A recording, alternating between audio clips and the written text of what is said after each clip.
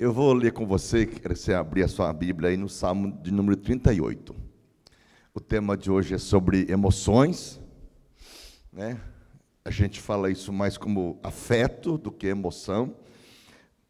Emoção é uma coisa complicadíssima para a gente, né?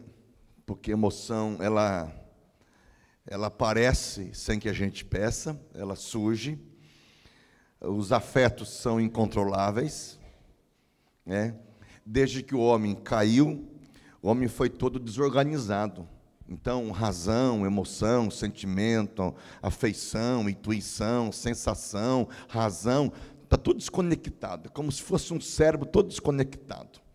A gente fala assim, precisa pensar mais com a cabeça e menos com o coração. É fácil falar, duro é agir, porque a gente é todo desconectado, né? A gente sabe que não tem que fazer aquilo e a gente faz. O apóstolo Paulo falava isso, aquilo que eu não quero eu faço, o que eu quero eu não faço, miserável homem que sou. Eu sei que em mim o correto é fazer isso, mas há outra lei que luta em mim, que me faz fazer aquilo outro.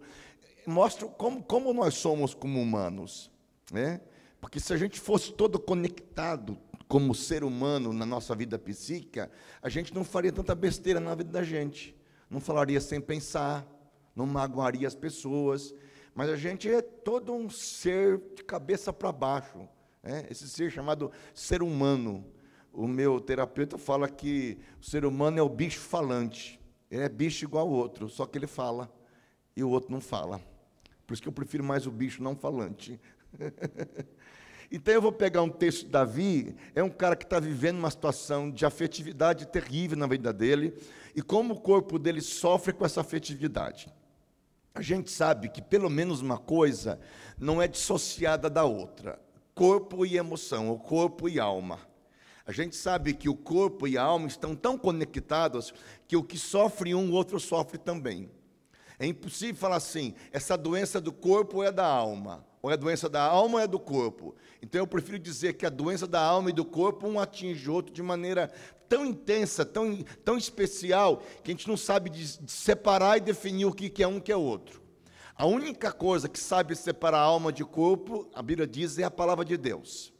O resto a gente não sabe muito separar isso. Deixa um pouco de história.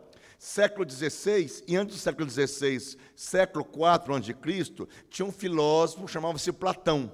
O Platão foi o cara que separou a alma do corpo. Através de Platão surge a teoria do gnosticismo, que foi a teoria que mais atormentou a igreja primitiva, a primeira igreja do primeiro século.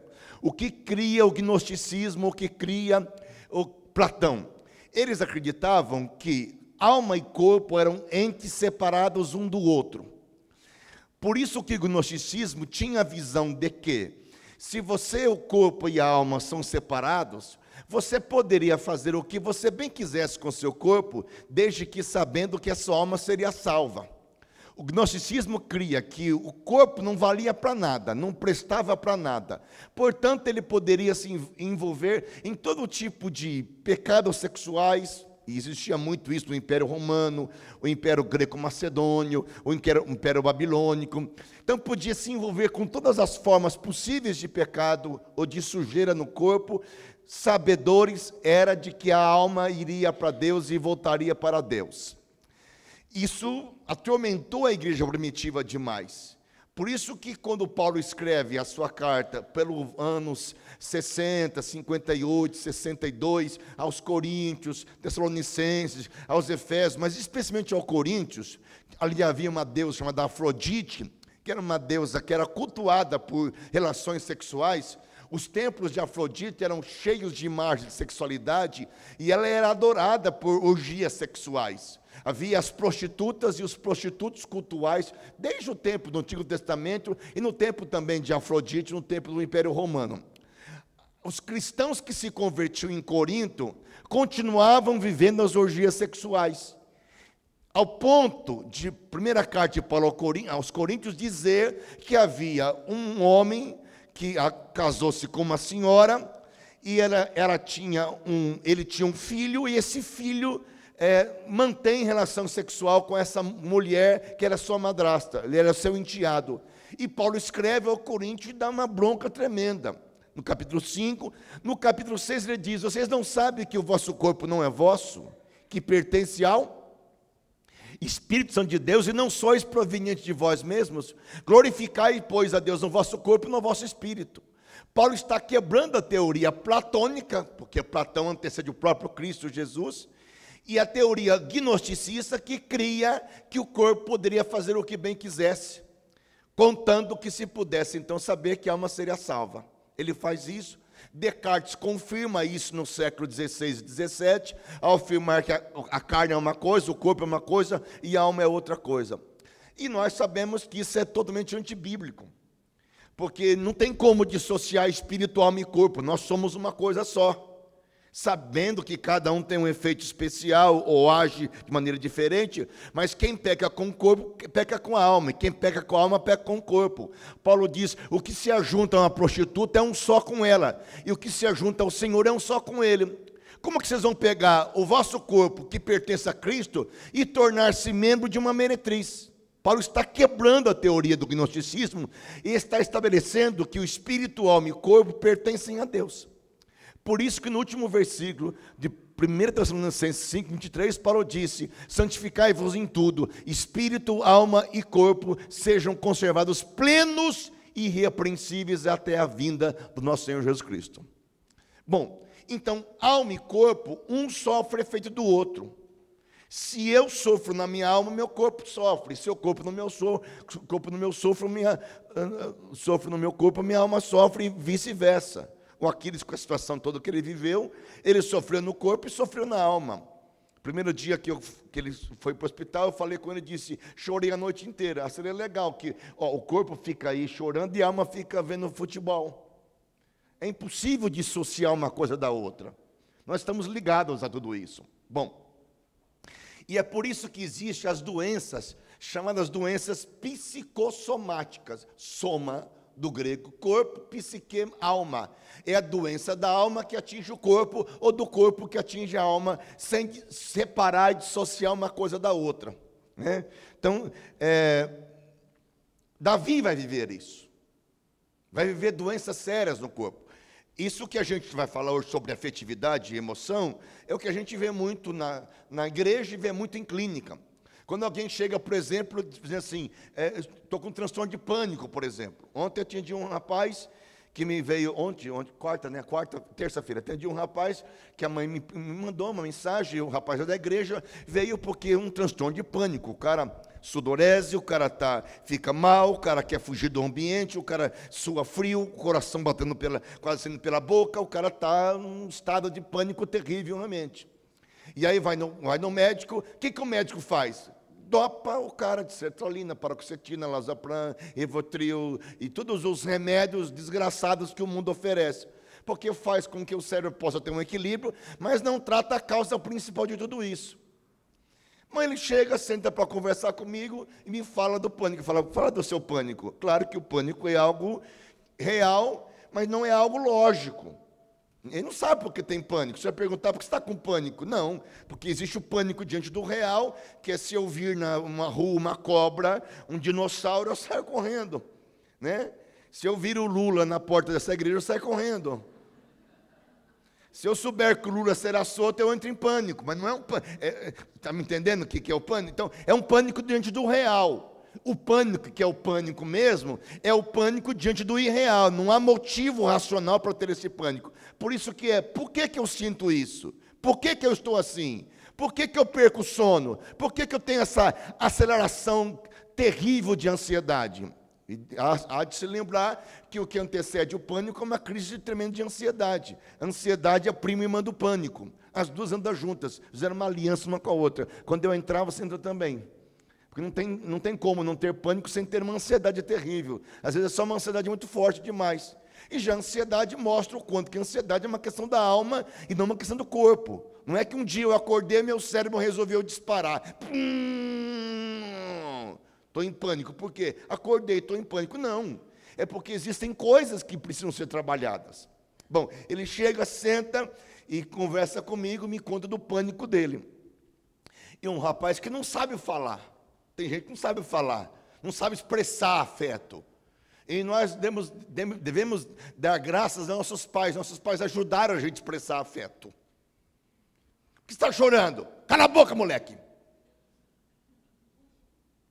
Chega da escola bravo com o professor, com o tio, com a tia, com alguém. A mãe pergunta, por que você está assim? É porque, cala a boca. Filho de Deus não pode ter medo. Medo do diabo. Filho de Deus não pode ter angústia, não pode ter ansiedade, não pode ter tristeza. Filho de Deus vive vitoriosamente. Handalabaia.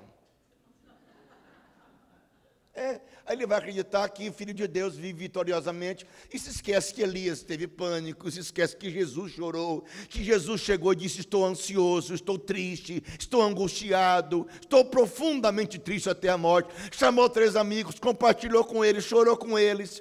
Elias passou, Moisés passou, Pedro passou, Paulo passou. Todos nós passamos porque somos humanos.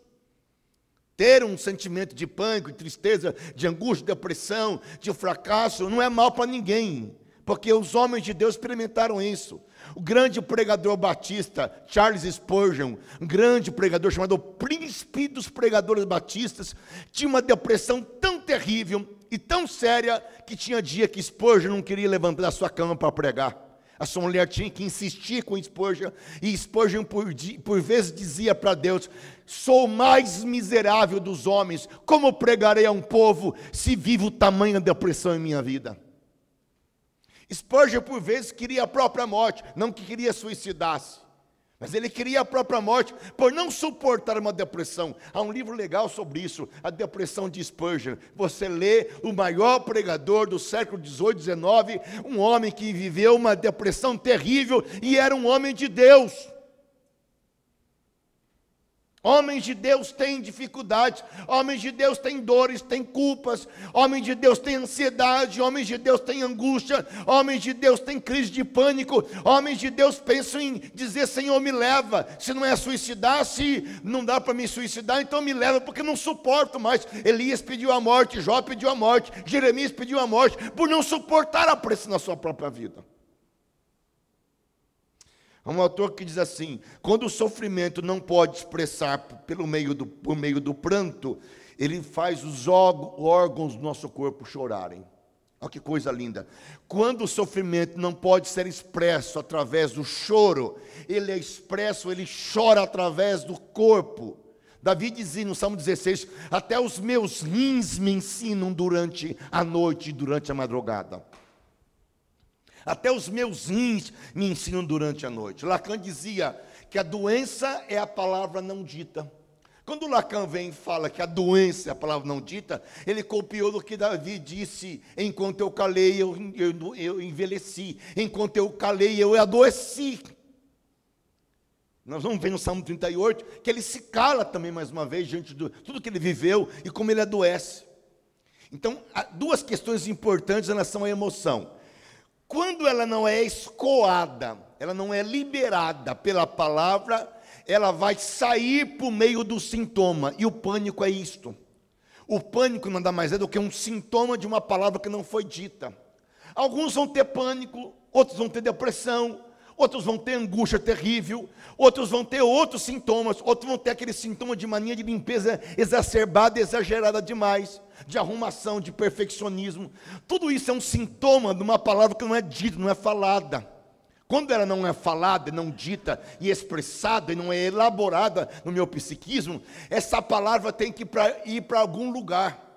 É comum a gente falar assim, nossa, a pessoa falou, e as palavras que a pessoa falou são carregadas de raiva. É isso mesmo, a palavra é carregada de raiva. É como se eu colocasse para fora a raiva por meio da palavra. A raiva sai pela palavra, o ódio sai pela palavra, a angústia sai pela palavra, a ansiedade sai pela palavra. Sai. E os nossos pais erraram em que sentido? A gente não podia falar, não podia expressar. Nossos pais, minha geração pelo menos foi essa, né? Minha irmã que está aqui sabe muito bem disso, que a nossa geração era uma geração que os pais eram provedores materiais, provedores financeiros, mas havia um problema de afetividade com a gente. Não sabiam como trabalhar a afetividade com a gente. O que começou a mudar no mundo foi o livro do Daniel Goleman sobre inteligência emocional. Quem lê esse livro vai ver como o mundo começou a mudar a partir de mostrar a importância da inteligência emocional. Não inteligência matemática, ou física, ou química, mas da mente da pessoa. O mundo começou a mudar. E os pais de hoje já estão no outro extremo. Paparicam demais, deixa eu falar demais. Aí já fica esse monte de mimimi de Neymar que cai. Né? Graças a Deus, cai. É um outro extremo. Parece que a gente nunca chega num equilíbrio no mundo, né? Quando não é extrema direita, extrema esquerda, quando não é um extremo de um lado ou do outro, a gente nunca consegue ter equilíbrio na vida. Bom, então, queria mostrar isso para você, para a gente poder compreender e entender que existe uma questão na gente, que é essa questão da palavra. Que quando essa palavra não é escoada, não é falada, não é dita, ela se transforma até mesmo em surtos psicóticos. Quando a gente recebe alguém que a pessoa diz, meu filho surtou, chama meu teu filho, vamos falar com seu filho. Semana eu tendo um rapaz que tentou suicídio 3 vezes na vida e não conseguiu se matar. O cara é tão bom que nem morrer consegue. E o pai me contou a história que o filho dele queria se matar 3 vezes. Eu falei assim, eu vou atender o teu filho de graça. Toda semana, traz ele na clínica, eu vou atender o seu filho. E comecei a dar ouvido à palavra dele, deixá-lo com que ele fale. Ele não é muito bom na cabeça. Ele tem uma teoria dos universos paralelos. Ele acha que existe um universo paralelo ao nosso universo. Ele fala umas coisas assim, que eu fico ouvindo e falo assim, Senhor, é verdade. Parece que aqui está o Albert Einstein na vida, Carl Sagan na vida, aqui está o Steve Hawking do mundo, está aqui presente perante mim. Ele vai falando, e essa semana ele me trouxe uma coisa interessante. Ele me trouxe uma história de um rapaz, um grupo que ele participa do Facebook, chama Fobia Social, um rapaz de 20 anos de idade que suicidou, deixou uma carta enorme, e eu li essa carta. O cara falando um monte de coisa, falando, e de repente, após ler a carta, um rapaz em voz alta com ele disse, e como que é para você que tentou suicidar-se 3 vezes na vida, não conseguiu suicidar-se, como é para você ver essa carta do cara escrevendo porque ele suicidou-se? Ele disse, minha vida mudou. Eu falei, por que sua vida mudou? Ele disse, porque eu comecei a ser ouvido e comecei a falar das dores da minha alma. Eu falo do que eu penso, do que eu sinto. Eu não conseguia expressar nada dentro de mim. A vida dele é a mesma vida. Os pais são os mesmos, o ambiente é o mesmo ambiente. Mas o fato de ele poder falar e elaborar as dores da alma fazem com que hoje ele pense assim, eu quero viver. Eu quero viver. Eu digo sempre, quem faz o curso comigo regular sabe disso, que a pior coisa do aconselhamento é o aconselhamento. É incrível o que eu vou dizer. A gente crente é chato pra caramba, gente. A gente acha que a gente tem regra para tudo, tem saída para tudo, sabe tudo na vida. A gente é um expert em sabedoria de aconselhar as pessoas. A mulher chega e diz, meu marido me traiu, eu estou com uma raiva terrível. Não! Você tem que orar. Você tem que orar. Orar. Porque se ele te traiu, alguma coisa você fez. E ripa na chulipa na pessoa. É o caso dos amigos de Jó. Os amigos de Jó, os primeiros amigos de Jó foram maravilhosos. Eles ficaram 7 dias com Jó, sentados na sarjeta, não falaram nada e ouvindo Jó sofrer 7 dias. Estava ótimo para ser verdade. A partir disso, leia e você verá o que eles fazem com Jó. Eles arrebentam Jó. O maior sofrimento de Jó não foi o que Jó viveu em si, mas foi toda a culpa que eles impuseram e imputaram sobre Jó. Começam a dizer que Jó era adúltero, que Jó roubou, que Jó não temia Deus. E começam a falar tanta barbaridade para Jó, que Jó não aguentava mais de tanto aqueles amigos fiéis, verdadeiros. Lá no 30, se não me engano, 35, vai aparecer Eliú, um mais jovem que aconselha Jó com sabedoria. Então, a pior coisa para o aconselhamento é o aconselhamento. Porque não deixa a pessoa falar. Eu preciso deixar com que ela fale, com que ela coloque, expresse isso, para que isso não se transforme em algum sintoma. O que Davi vai dizer no Salmo 38, basicamente, é de uma dor no corpo, de uma dor na carne, de uma aflição. Então eu vou ler com você, a partir do versículo número 2. Cravam-se em mim as tuas setas, a tua mão recai sobre mim. Não há parte sã na minha carne por causa da tua indignação. Não há saúde nos meus ossos por causa do meu pecado. Porque já se elevam acima da minha cabeça as minhas iniquidades. Os meus fardos são excessivos, excedem as minhas forças. As minhas chagas são fedidas, purulentas, por causa da minha loucura. Estou encurvado, depressivo, abatido, ando de luta o dia todo, ardem-me os lombos, não há parte sã na minha carne, estou aflito, quebrantado, dou gemidos, coração meu está em transtorno de pânico.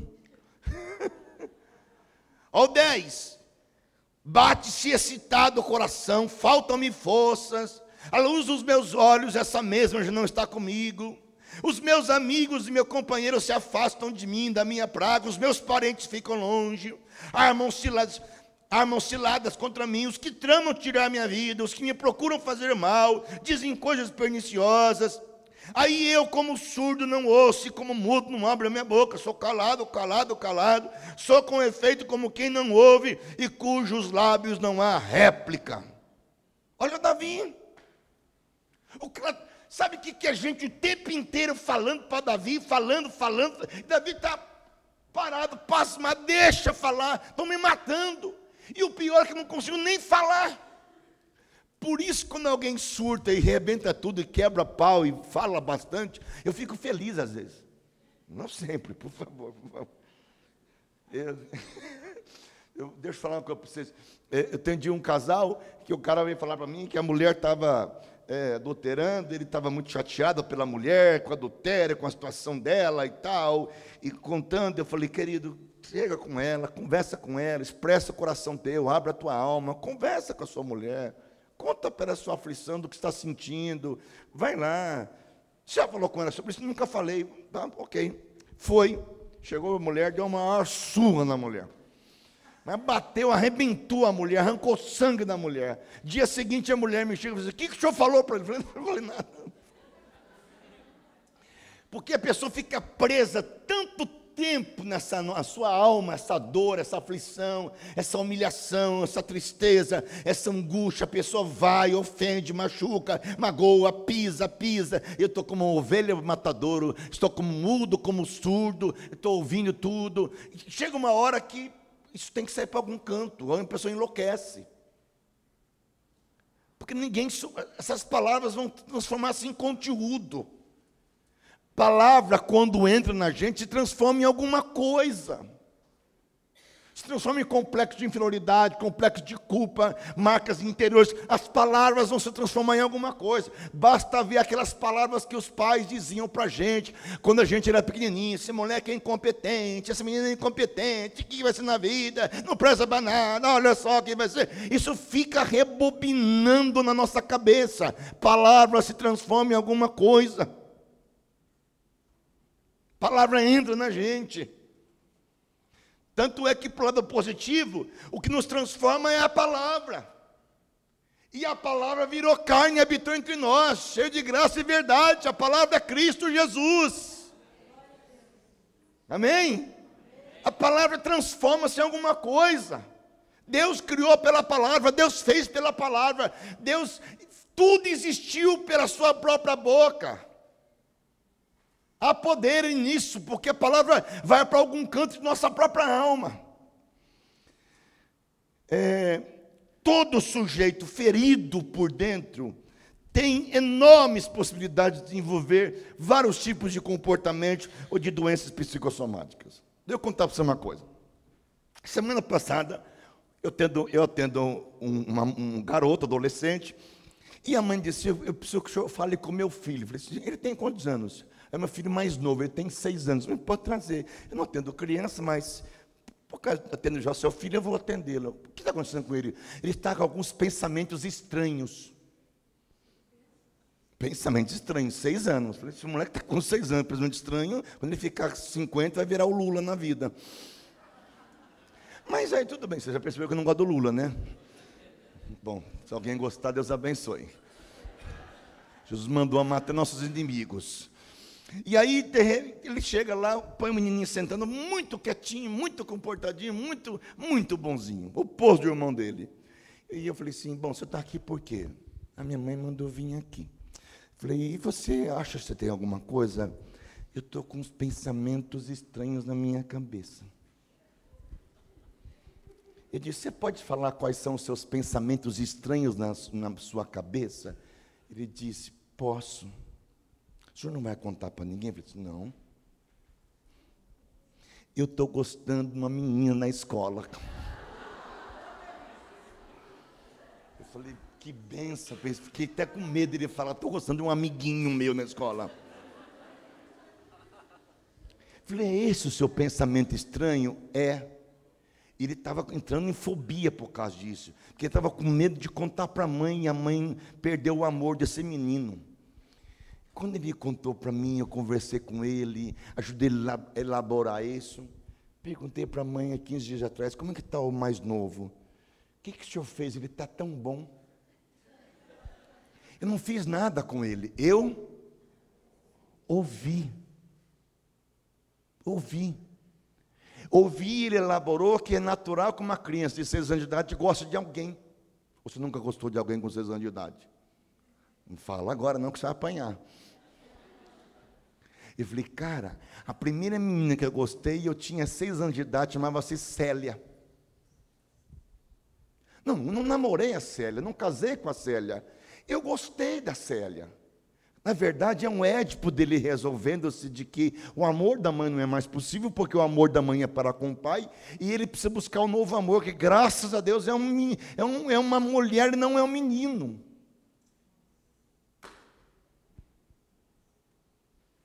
É ouvir. Mas é só ouvir? É. Qual o instrumento que nós trabalhamos? Regressão ao ventre materno. Regressão ao útero nas gerações passadas. Sertralina, paroxetina, quetiapina, pentaramaricemilina. Qual que é o instrumento que trabalhamos? Oração, ungindo, com óleo, impõe as mãos, 25 pessoas e fica empurrando o demônio embora. Não, é ouvir, é a palavra, é a fala. Mas diz, o Lacan inventou isso, o Freud inventou isso. Não, quem inventou isso foi Deus. Deus sempre tratou o outro pela palavra. Em Tiago 5,16, Tiago no primeiro século disse, confessai vossas culpas uns aos outros, e orem uns pelos outros, para que vocês sejam... Ele não falou assim, vai no psiquiatra tomar sertralina, vai no psiquiatra tomar Rivotril para dormir. Não, confesse vossa culpa um para o outro, fale um com o outro, e orem um com o outro, e vocês vão ser curados. Agora, quando as pessoas perdem o poder da palavra, começam a usar um monte de coisa. Ai, pastor, meu floral de bar faz bem para o chão. Chá de camomila faz bem? Faz. Mas o melhor é você falar da sua dor, da sua angústia. Por que você está angustiado? Por que você está ansioso? Qual que é o mal do nosso hoje? É a ansiedade. A ansiedade está ganhando de depressão.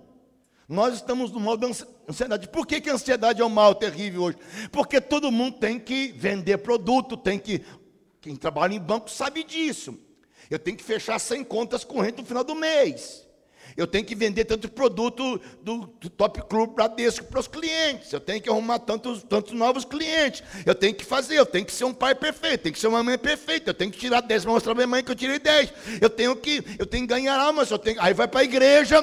Criam-se células, não sei se vocês fazem, me perdoe se eu vou falar, cria célula e tem que arrumar novos membros, tem que arrumar relatório, tem que conseguir, tem que prosperar, tem que fazer, e tem que multiplicar, e vemos num clima de tem que fazer, e ninguém consegue mais viver nesse mundo, de cobrança, de exigência, de um ideal inalcançável, vai surtar mesmo. Porque Jesus diz assim, cuide de cada dia o seu mal, e não fique preocupado quanto ao futuro, quanto ao que é vez de comer, beber ou calçar ou vestir, porque o Pai sabe, o Pai vai dar o maná para você diariamente. A ansiedade é um decreto da minha falta de confiança na soberania de Deus. Que Deus é soberano e que vai cuidar. Que Deus está no meu futuro. Que Deus sabe de tudo. E todas as coisas pertencem a Ele. Amém? Davi via isso. Quando eu permito que essas palavras entrem em mim, e elas não saem, elas vão para algum canto, eu sou implodido por dentro. Nelson Rodrigues dizia que a casa é a imagem do dono. A casa é a imagem do dono. A casa é a imagem do dono. Muito do que o meu corpo manifesta é o que a minha alma manifesta. Bom, se Nelson Rodrigues disse isso, Provérbios 23:7 falou isto. Como você imagina, você é. A imagem que você constrói de você é aquilo que você é. O meu corpo vai refletir o que a minha alma está. Como que eu estou por dentro? Como que eu sou por dentro? Se a casa é a imagem do dono, o meu corpo vai reproduzir o que minha alma está. Se eu estou ansioso, eu vou ficar o tempo inteiro, eu vou ficar ligado, eu tenho um paciente meu da dó. O moleque, quando eu vou tratar com ele, eu vou atendê-lo, ele cruza a perna 1950 vezes no dia. O moleque tem 22 anos de idade, uma crise de ansiedade terrível. E sempre a ansiedade é diante da demanda de alguém ou do outro. Nós estamos ansiosos sempre diante da demanda de algo ou de alguém, ou da vida, ou do mundo, ou da igreja, ou do pastor, ou do pai, ou da mãe, a demanda do outro. Qual que é a demanda do outro? Tem que ser um filho perfeito, tem que ser uma mulher perfeita, tem que ser uma ovelha perfeita. Não tem que ser perfeito, tem que ser o que eu sou. Tem que ser o que você é. É a demanda do outro que faz a gente pirar. Porque o mundo demanda o que hoje? Corpos perfeitos. Como estão os bíceps, os tríceps, os quadríceps, os coisíceps da vida. Olha, esse mês eu perdi 2 quilos de gordura.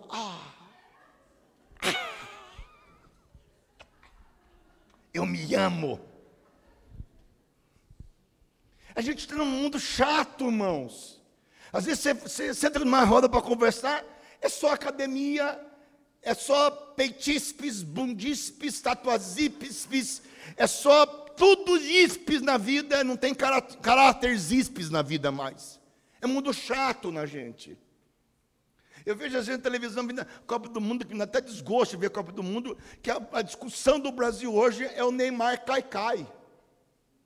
Nossa, quanto assunto bom que o Brasil tem para discutir o Neymar cai. Nós estamos pobres demais, pobre de cabeça, pobre de cultura, pobre de filosofia. Então o mundo está muito chato, o mundo exige umas coisas que nós não temos que corresponder a esse mundo, em nenhum sentido. Eu estou andando com roupa, que roupa? Estou andando com a roupa que eu comprei no carnê e paguei, estou pagando. É velha, mas é minha. Tem que ter um carro novo, tem que ter a casa melhor. É tudo muito.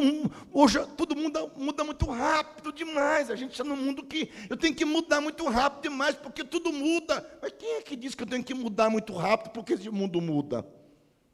Ninguém suporta esse mundo mais.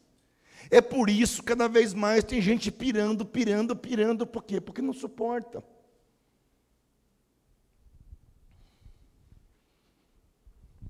A pergunta que a gente tem que fazer é essa: por que você precisa corresponder a essa demanda? Por que você precisa dessa perfeição que o outro te impõe?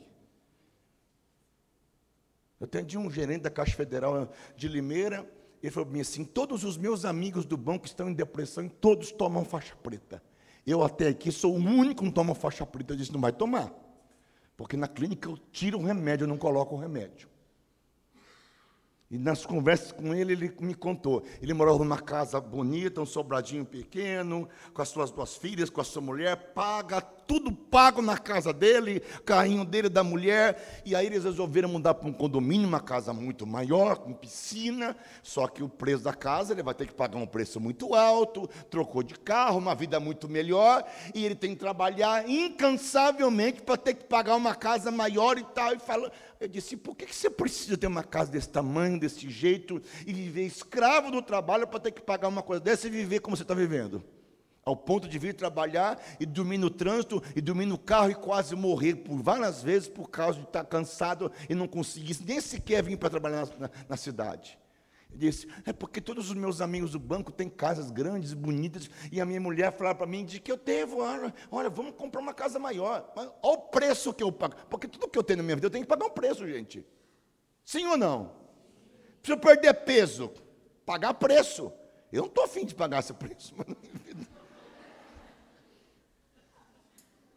Se você quer trabalhar numa empresa multinacional e fazer um concurso, e passar e ter um grande salário, você tem que pagar um preço. Tudo tem preço para ser pago. Se eu saio de uma casa de 100 metros quadrados, bonitinha, paga, e vou para uma casa de 400 metros quadrados, com piscina, área gourmet, agora é a área gourmet, não é mais sala. Meu tempo era sala, copa e cozinha, não tem mais copa e cozinha, área gourmet, espaço gourmet. Oh, coisa chique. Tudo que eu tenho que pagar um preço. E esse preço é meu trabalho, é o meu suor, é o meu sacrifício para que o outro tenha. E eu perguntei para ele assim, e porventura suas filhas precisavam ter uma casa melhor, uma vida melhor? Elas reclamavam de você o quê? Não, hoje elas reclamam que não tem mais carinho, afeto, não tem mais atenção minha. Eu preciso, né, ir para essa demanda. Eu preciso corresponder a essa demanda. O que causou em Davi tanta doença psicossomática? Primeira foi culpa. A culpa acaba com a gente. A culpa mata a gente. A culpa puxa a gente para a sepultura. A culpa arrasta a gente para um sentimento de indignidade, de que eu não mereço, que eu não posso conquistar, de que eu não posso possuir. Um sentimento de inadequação, um sentimento de que eu não presto e não valho nada. A culpa me leva a sentir a pior pessoa da face da terra. Davi sentia-se tão culpado pelo erro que cometeu, de ter adulterado, mentido, enganado, matado Urias, de tal maneira que Davi não conseguia se sentir digno diante do próprio Deus. Culpa acaba com a gente. Mas não é só essa culpa espiritual, essa culpa que as pessoas impõem para a gente. Não conseguiu fazer, não conseguiu tirar 10, não conseguiu fazer tal coisa. Olha como você faz, você não consegui, você vai se sentindo tão impotente, tão incapaz, não consegui. Mas eu precisava ter conseguido. Outra coisa que Davi vive terrivelmente é o abandono das pessoas. A solidão mata a gente. A solidão mata a gente, o abandono mata a gente. Abandono de quem que a gente mais apostava no amor, de quem a gente confiava, de quem a gente abria a alma, abria o coração. Quando a gente passa uma situação terrível, Davi diz, os meus amigos, companheiros se afastam da minha praga, os meus parentes ficam longe de mim, ninguém se importa comigo. Abandono. Que a gente está no meio de um grupo enorme de gente, mas se sente como se estivesse sozinho. Não é um abandono físico, é de alguém se importar com a gente, alguém sentir a dor da gente, alguém olhar para a gente, alguém dizer, conta comigo, estou com você, por favor, quero ajudar você, alguém nos abraçar e a gente sentir que isso é sincero, verdadeiro, fiel e honesto. Terceiro, medo.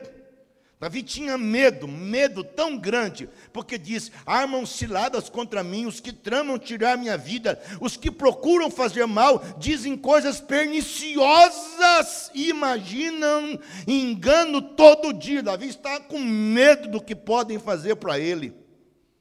O medo secreta na corrente sanguínea nossa, um hormônio chamado cortisol. O cortisol é uma desgraça.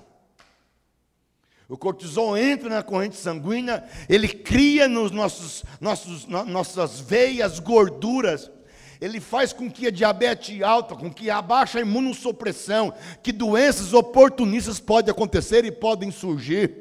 Medo, angústia, o silêncio que Davi tem, ele não abre a boca, ele não fala, ele não retruca, ele não diz o que sente, o que pensa. Como é que Davi vence isso? Interessante para a gente concluir, a partir do versículo número 15. Pois em ti, Senhor, espero, tu me atenderás, Senhor meu Deus, porque dizia, Não suceda que se alegrem de mim e contra mim se engrandeçam quando me resvala o pé. Estou prestes a tropeçar, a minha dor está sempre perante mim. Confesso a minha iniquidade e suporto a tristeza por meu pecado. Primeira coisa que Davi faz, vai falar com Deus. Ele abre a boca. Quando é que a gente começa a vencer? Quando a gente abre a boca, quando a gente fala. 32 ele diz: enquanto eu guardei silêncio, eu envelheci, mas eu te confessei o meu pecado e fiquei livre de tão grande culpa. Davi faz um trabalho terapêutico com Deus, transforma Deus num grande psicólogo. Davi se assenta com Deus e fala da sua alma, conta a sua alma, diz da sua dor, da sua angústia. Tem coragem de falar: pequei. Quando Natão repreende, ele diz: pequei, contra ti somente pequei, e fiz o que é mal. Diz isso no Salmo 51, leia o Salmo 51, você verá qual o discurso de Davi depois do seu pecado. Sua alma é lavada, sua alma é limpa, é transformada, sua alma é regenerada, porque Davi tem um novo começo, com a graça de Deus, que perdoa e diz: dos teus pecados não me lembro mais. Amém? Fale. Se a doença entra pela palavra e pelo silêncio, a cura sai pela palavra. Mas é só isso, pastor? É isto, meu querido. Não inventa o que não existe. Um dia desse eu atendi uma pessoa que foi fazer esses negócios de cura de fim de semana. Eu detesto, abomino isso. Seminário para cura interior. 12 horas para ficar liberta a vida toda. Mentira. Não existe isso. A gente vai demorar até a eternidade para ficar bom. E só vai ficar bom no céu. Só do céu. Enquanto a gente... Irmãos, tem traumas que a gente vai levar para a vida toda. Não que eu sou refém do trauma, mas as marcas estão conosco a vida toda. Vai falar com uma pessoa que sofreu um abuso sexual, por exemplo. A marca que fica nessa vida. São marcas que nós temos, que nós carregamos. Quando alguém chega perto da gente, alguém que sofreu um abuso sexual ou físico, a pessoa chega perto da gente e a gente já se afasta. É automático isso. É automático, é uma defesa que nós criamos. Até que a pessoa possa demonstrar que é fiel. E hoje em dia você sabe muito bem que é difícil encontrar gente amiga. Difícil demais. Difícil. Aí a pessoa faz um seminário cura interior. Sexta noite das 8 às 10. Sábado das 8 da manhã às 5 da tarde. Faz um certificado, cura interior. Estou totalmente curado. Mentira. Está totalmente enganado. Não existe isto. O que existe é eu lidar com todas as dores todos os dias da minha vida. Quantas vezes eu acordo, estou sentindo uma angústia tão grande. Está tudo muito bem na minha vida. Eu digo: mas por que essa angústia? A angústia existencial. Só pelo fato de eu existir, eu já sou angustiado. A existência me coloca na angústia. Angústia é o ser para a vida, é o ser diante do nada, é o ser diante da morte. Já dizia Heidegger, o ser e o nada, é o ser diante do nada. Mas por que a gente tem angústia? Porque a gente existe. Você nunca sentiu angústia sem ter motivo? Nós sentimos. Mas por que eu sou assim? Porque eu sou um ser que tenho saudade da casa do Pai, do abraço do Pai, da eternidade. Por isso que Eclesiastes diz que Deus pôs no coração do homem o anseio pela eternidade. E a eternidade é estar com Cristo pelos séculos dos séculos. Eu tenho anseio pela eternidade. O C.S. Lewis disse que se eu tenho algum anseio nesta terra, no qual a terra não pode me saciar, isso mostra que eu fui criado para um outro lugar, e esse lugar não é a terra, esse lugar é o céu. Nós estamos peregrinando, passando, o nosso destino é o céu. E quando nós partimos daqui e abraçamos o nosso Rei dos Reis e o Senhor dos Senhores, a angústia cessará, a tristeza, a lágrima, a apatia, tudo vai passar. Por quê? Porque ali não há mais noite, não há mais dor, não há tristeza. As primeiras coisas são passadas e Deus faz novas todas as coisas, só na eternidade. só na eternidade. A gente não dorme porque o filho não chegou em casa, a gente não dorme porque o filho está doente, a gente não dorme porque o neto está doente, a gente está triste pelo mundo que acontece, o que vai ser desse país. Nós sentimos e vivemos assim. Fale, elabore, conte. Agora, o que eu acho lindo disso aqui tudo é o versículo 13 ao 15.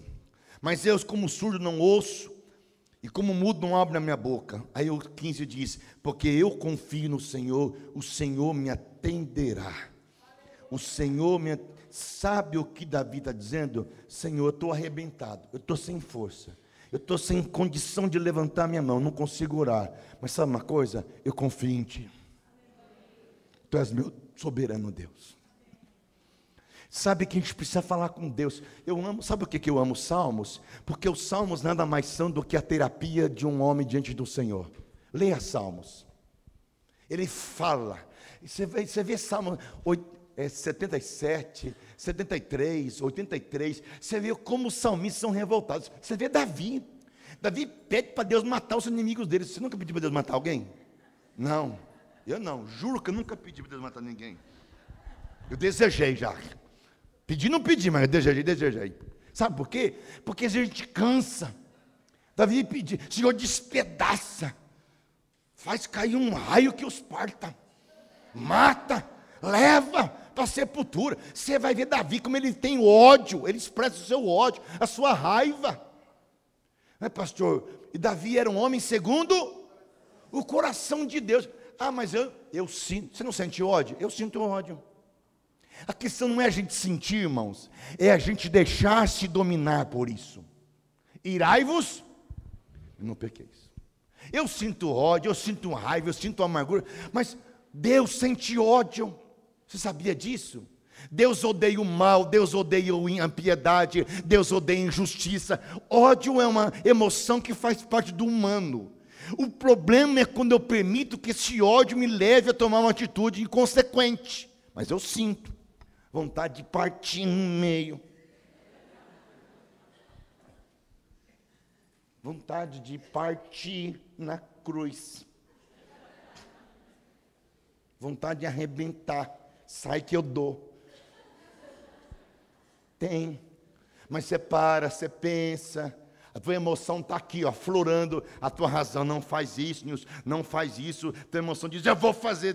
Nós somos descompactados. Nós somos tudo esquizofrênico. Nós somos um ser terrível. Estava pensando nisso, pastor Ricardo. Olha que coisa linda. Quando Deus chamou Moisés, disse: Moisés, eu vou te usar. Tá bom, Senhor. Moisés era gago. Moisés assassinou o cara. Moisés era um cara terrível. Depois foi o cara mais manso da terra. Não quero ficar igual a Moisés também. É difícil ser manso, viu, gente? Você vai pedir assim: Senhor, me dá... E tem crente que fala assim: Senhor, me dá mansidão. Ai, irmãos, não ora mais isso não. Porque se você ora, você vai passar por prova para mostrar que você é manso. A gente fica reclamando: ai, está difícil a minha vida, tá, luta que eu estou passando. Você está orando para quê então? Santifica a minha vida. Só vai ser santo na fornalha. Senhor, eu quero ser vitorioso. Para ser vitorioso tem que enfrentar prova, dificuldade.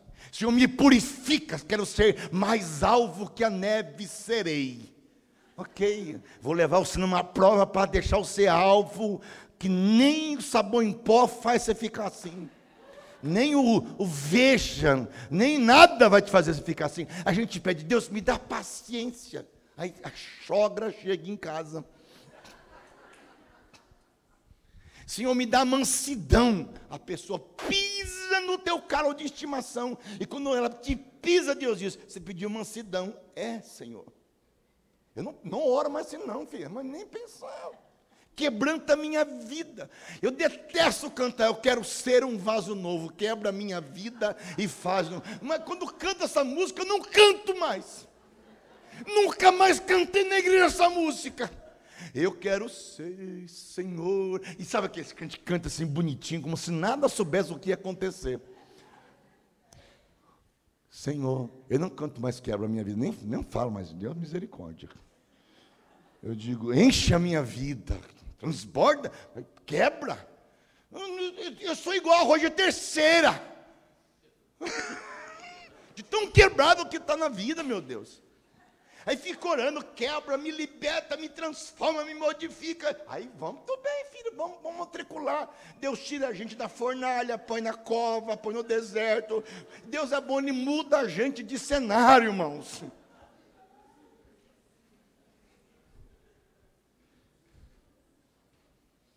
E por quê? Porque você orou. Você orou. Pastor Ricardo orou, disse: Senhor, faz nos santos. Vocês disseram amém, Senhor. Deus disse: vou pegar essa palavra hoje. Fala com ele depois. Fala com aqueles, liga para aqueles hoje. Nunca mais ore por isso na igreja.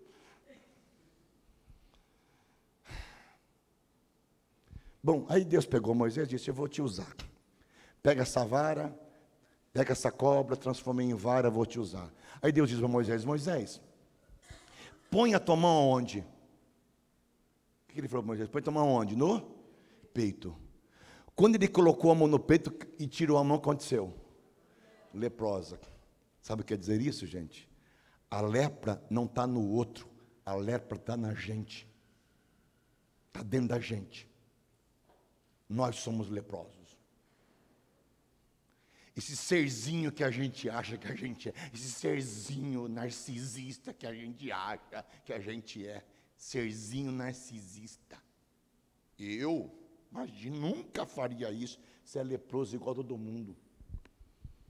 A lepra está na gente. Só que tem gente que olha para si e vê a lepra e diz: tem misericórdia de mim, porque sou pecador. E tem gente que não consegue olhar a lepra em si e jogar a lepra para os outros. Esses são os fariseus, que ficam olhando a lepra da perna da irmã, da perna do irmão, da tatuagem do irmão, da irmã, que ficam olhando a lepra de todo mundo e não consegue se olhar e perceber que todos nós somos leprosos. Agora, sabe o que quer dizer isso, para encerrar com você? Que a mesma mão que pega a vara e que usa a vara para pastorear e para ministrar e abençoar, é a mesma mão que é leprosa.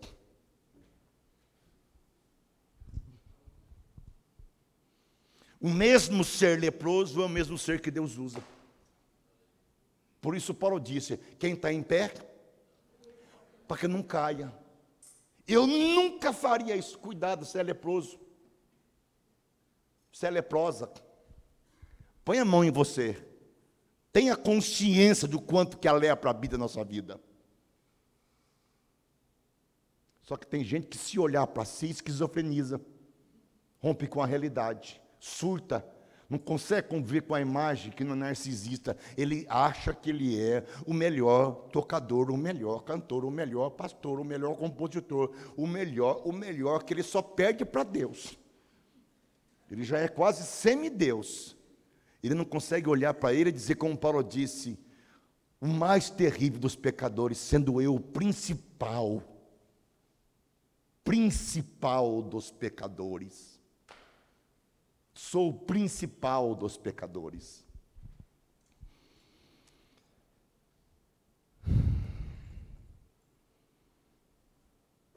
Amém?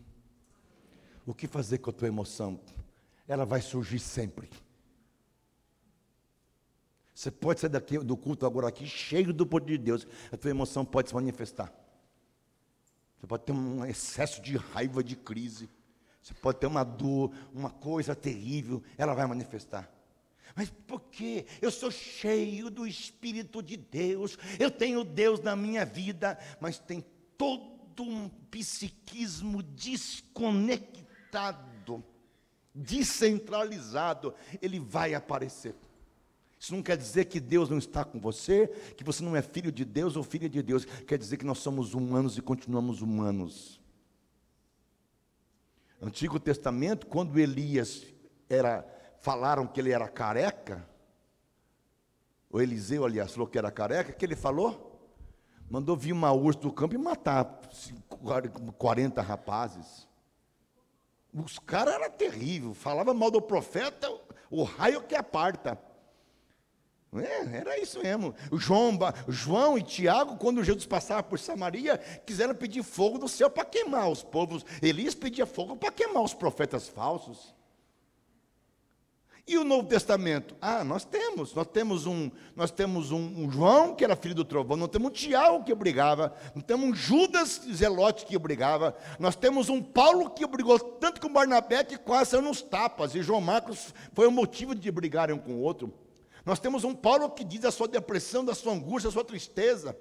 Nós temos um Pedro que Paulo briga com Pedro ao ponto de dizer que Pedro não acrescentou nada para ele. Nós temos homens que precisavam ser governados pelo dom do Espírito Santo de Deus, que é o dom da mansidão, da temperança, que ajuda a gente, porque no Antigo Testamento não tinha o Espírito Santo nesse sentido. Hoje nós temos, e precisamos pedir para Ele nos ajude a controlar a minha emoção, e não agir pela minha emoção. Não se sinta mal não, quando se sentir alguma coisa estranha. Não, a gente sente, a gente é leproso, a gente olha para mim e fala assim, muita lepra. Lembra do Naamã, Sueli? O Naamã vivia como? Cheio de roupa para tapar a sua própria lepra. Ninguém podia ver a lepra do Naamã. Ninguém podia ver essa lepra do cara. Ele se fechava. Nós somos assim, ninguém pode ver minha lepra. Minha lepra é de estimação. Então eu abro a minha camisa e falo assim, está feio aqui hoje, hein? Coração peludo. Coração maldoso. Coração nosso é enganoso. É deturpado, é corrompido, é corrupto. Nosso coração precisa ter uma metamorfose, um transplante de colocar em nós um coração novo. A coisa mais difícil é a gente lidar com a emoção. Por isso, aprenda a colocar isso, falar. Eu não tenho como pagar terapeuta, não precisa pagar terapeuta. Aqui tem terapeuta, lá é terapeuta. Aqui eu sou terapeuta, mas não precisa pagar terapeuta. Começa a falar com alguém de confiança, ou falar com Deus. Vai fazer caminhada, começa a andar pela rua, começa a falar para Deus. Fala para Deus. Vamos passar a dizer, é louco, diz, sou louco mesmo. Deixa.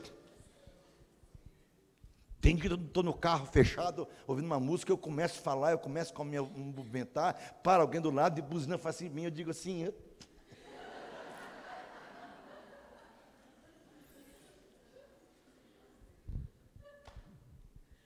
gente é doido mesmo, gente. É melhor ficar assim do que a gente enlouquecer e surtar. Dê vazão à tua palavra. Saiba falar, expressar, dizer. Se você não gostou, você fala na hora. Daqui 20 anos, nunca gostei, na nossa noite de lua de mel, você falou na minha camisola. Ô, filha, faz 27 anos nós nos casamos. Eu nunca quis falar. Fala agora, filha. Fala. Não gostei que você falou que a minha camisola era de véia. 27 anos guardando a camisola. Fala. Véia tua mãe. Véia tua avó. Tá gordinha, irmã? Você não gosta que fala que você tá gordinha? Você vê assim, eu tô... Fala, por favor, gordinha é sua avó. Não precisa falar assim também, tá? Por favor. A gordinha, não gosto, me chama de gordinho, tá bom? Respeito. Gordinha é sua avó. A gente fica engolindo, e vai fazendo mal pra gente. Eu estou gorda mesmo. Ai, meu espelho, aí olha pro espelho, o espelho aumenta. O espelho é uma desgraça, quem inventou o espelho foi o diabo, João. Quem inventou o espelho foi o capeta. Se olha para o espelho, distorce tudo que você é. A mão direita é a esquerda. Se olha para o espelho, está mais gorda. Nossa, meu Deus amado, estou gorda mesmo. Pastor tinha razão. Não, fala, não gostei, não acho legal, não acho interessante isso, não acho... Mas eu sempre falei, mas agora de hoje em diante não quero que você fale mais. Você brinca com a pessoa, ô encalhada... encalhada. Você fala assim, ai meu Deus, eu sou encalhado, não presto, nem para ter filho eu presto, nem para ter marido eu presto. E você não gostou, mas você fica guardando. Pastor, encalhada não, a partir de hoje me trate com respeito. Ô irmã, mudou? Mudei. Deus está falando. Às vezes é marido e mulher, uma brincadeirinha assim, essa gordurinha você não tinha quando você casou. Vira para ele e diz, e você tinha essa pancinha quando você casou? A gente vai guardando as coisas pequenas e vai... O que destrói o casamento, diz Salomão, são as Zinhas. Ah, você não cozinha igual minha mãe. Ah, vai morar com ela. Na hora do vamos ver à noite, quer pegar a irmã lá. Ele diz, vai pegar sua mãe agora.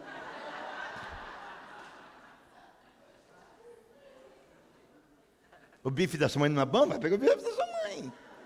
Vai pegar meu bife não, filho. Meu bife está cru. Está torrado. Sabe, irmãos, a gente fica... Eu sei que isso é chato para a gente vezes brinca com isso, mas quando a gente brinca, a gente entende um pouco mais a verdade. A gente precisa aprender a falar. Porque isso vai fazendo mal para a gente vai engolindo, e vai que nem um câncer, corrói a gente por dentro. Amém? Que Deus te ajude. Não vai brigar em casa hoje com ninguém. Estou achando que vai ter problema aqui em casa essa noite. Não vai brigar. E se brigar e tiver algum problema, chama o pastor Ricardo de madrugada, ele vai atender vocês. Pode ligar para ele a madrugada, a hora que for, ele vai atender vocês. Não me chama não, por favor.